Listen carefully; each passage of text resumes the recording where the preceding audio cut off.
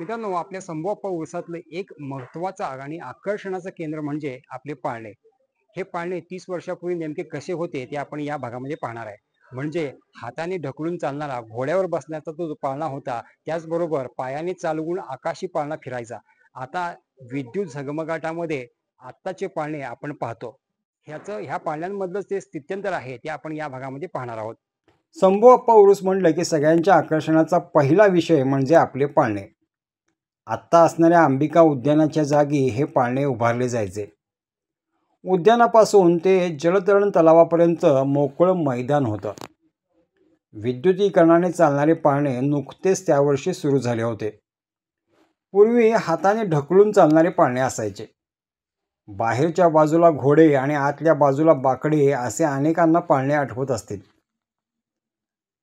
अगदी हाताच्या बोटावर मोजण्या इतपत असणारे हे पाळणे त्यावेळी मठाच्या बाहेर उभारले जायचे. त्यानंतर पाळण्यांचे स्वरूप बदलत गेले. लहान मुले, मुली, तरुण, वयोवृद्ध असे सर्वजण पाळण्यांचा मनमुराद आस्वाद घ्यायचे. हा इलेक्ट्रिक झुला या नावाने परिचित असणारा हा पाळणा तरुणांचं आकर्षणाचं केंद्र होतं. लांब साखळीला जोडलेला हा पाळणा गती घेईल तसा बाहेरच्या दिशेने सरकत जायचा.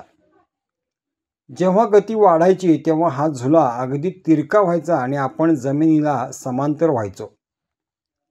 त्यावेळेस जे थ्रिल होतं ते आता कुठल्याच पाळण्यात मिळणार नाही.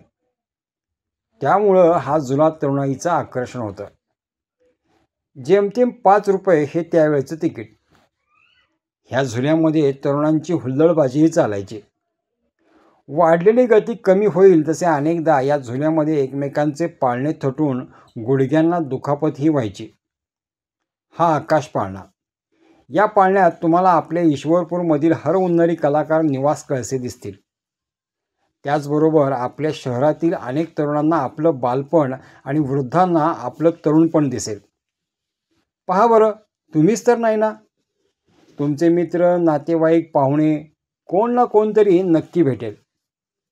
आठवणीतल्या या उरसाबद्दलच्या अनेक अशाच घडामोडी आपण पुढील काही भागामध्ये पाहणार आहोत.